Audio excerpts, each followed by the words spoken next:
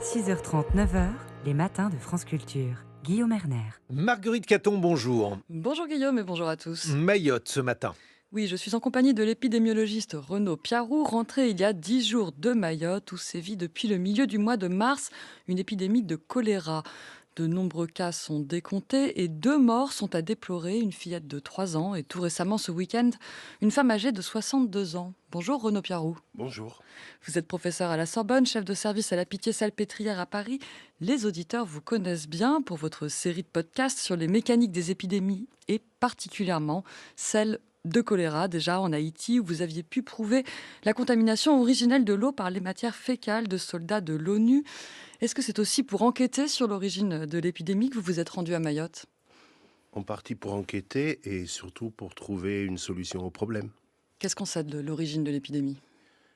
L'épidémie donc, est contemporaine d'une épidémie dans l'archipel des Comores. Ça fait depuis le début de l'année qu'il y a une grosse épidémie aux Comores, et en particulier à Anjouan.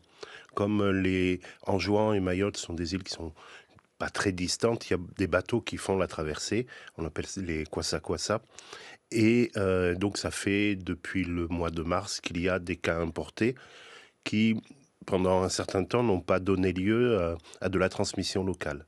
La mauvaise surprise, c'est que à partir de la fin du mois d'avril, s'est mise en place une transmission locale, une propagation du choléra qui ne nécessite plus de cas importés et qui fonctionne maintenant sous la forme de foyers épidémiques dans des quartiers, on va appeler ça des bidonvilles, qui sont particulièrement grands et dans lesquels il y a particulièrement des problèmes d'accès à l'eau potable.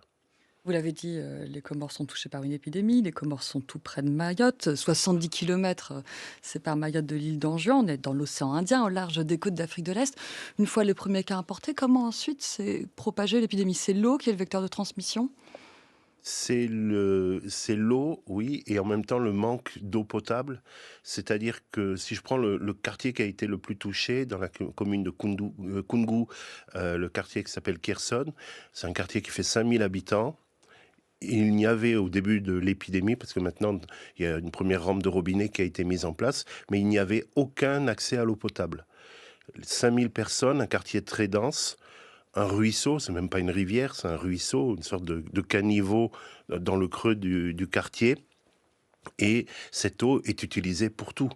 À la fois, elle est souillée parce que les personnes font leurs besoins éventuellement sur les bords de ce ruisseau. Et elle sert à laver le linge, faire la vaisselle. Les enfants jouent dans l'eau et certaines personnes boivent cette eau directement. Et une personne porteuse de la bactérie de choléra a pu la contaminer, cette eau. Et ensuite, elle revient dans les familles via l'eau de cuisine ou autre. En fait, donc une personne qui a le choléra a de la diarrhée, a des vomissements, donc a plus de chances de contaminer l'eau. Ses vêtements eux-mêmes sont souillés. Ici, ils sont lavés et c'est le départ de l'épidémie. C'est probablement une personne qui est décédée. Donc les personnes, on dit il y a eu 2 décès. Ça, c'est les décès pour lesquels on a la certitude. Maintenant, on a quand même d'autres histoires de décès qui ont eu lieu, pour lesquels on n'a pas la certitude. Donc, on ne peut pas affirmer que c'est le choléra. Mais dans la dynamique de l'épidémie, ces décès qui passent inaperçus, sont très importants parce qu'ils donnent lieu à la contamination de l'eau, ils donnent lieu à la contamination des personnes qui participent au rite funéraire. Et donc, c'est un des mécanismes. Et tout ça ne peut fonctionner que parce que les gens n'ont pas accès à l'eau potable.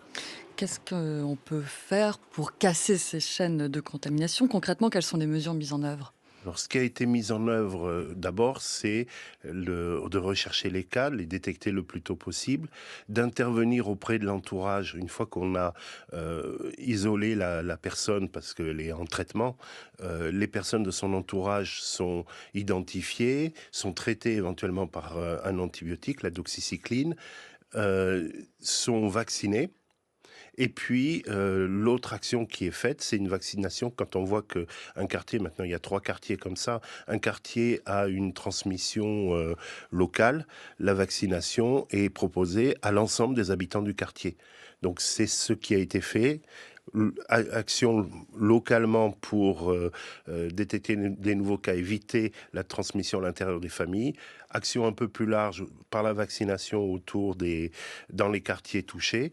Et puis beaucoup de sensibilisation. Mais là, ça se heurte au problème de l'accès à l'eau. Quand on dit aux gens « lavez-vous les mains » et qu'ils n'ont pour se laver les mains qu'une eau souillée, c'est pas du tout constructif et ça peut pas fonctionner. Donc le point suivant va être, et ça c'est quelque chose que je soutiens énormément, il faut apporter de l'eau potable dans ces quartiers. Techniquement, c'est faisable. Économiquement, c'est pas coûteux. Ça ne va pas détruire les ressources en eau de Mayotte, parce qu'il y a la crise de l'eau à Mayotte. Ça représente une toute petite quantité, mais il faut amener de l'eau dans ces quartiers. Concrètement, amener des citernes.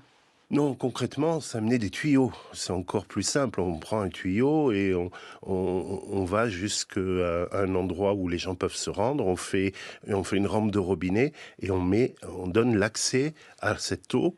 Elle est indispensable à la lutte contre le choléra et à bien d'autres maladies. Il y a eu des épidémies de fièvre typhoïde dans les mêmes quartiers. On sait que on ne peut pas vivre des milliers de personnes sur un petit territoire, comme dans un quartier, sans avoir un accès à l'eau potable. C'est indispensable. C'est ce que vous avez dit aux autorités sur place, j'imagine. Pourquoi ce n'est pas fait encore? Parce qu'on est depuis le mi-mars dans cette situation épidémique. Effectivement, c'est ce que j'ai expliqué d'abord au ministre, le ministre de la Santé, qui a fait un passage à Mayotte. On a eu l'occasion de discuter. Il y avait le préfet qui était présent aussi. Donc, bien expliqué qu'on ne pouvait pas se passer de ça. On a commencé aussi, avec le directeur général de l'ARS, à aller voir les élus. On a été voir le maire de Mamoudzou. On lui a expliqué l'importance de ça. Et ça avance. Ça n'avance pas aussi vite que je ne le voudrais. Et je pense qu'il va falloir accélérer le tempo. Mais il y a des freins important. En particulier, il y a un problème d'immigration à Mayotte, tout le monde en a entendu parler, et une partie importante de la population souhaite rejeter, souhaite que les personnes qui viennent des Comores ou qui viennent d'Afrique n'aient aucune facilité pour qu'ils ne s'installent pas à Mayotte.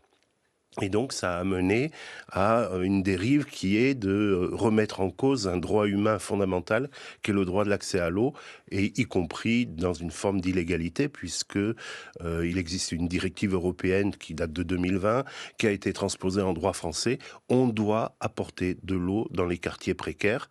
C'est pas quelque chose d'optionnel. Simplement, un certain nombre d'élus locaux, un certain nombre d'associations s'y opposent jusqu'à vandaliser les robinets, les rampes de robinet. La majorité des rampes de robinet qui ont été placées ces dernières années ne sont plus en fonctionnement, soit désactivées par les mairies, soit vandalisées. Merci beaucoup Renaud Piarou.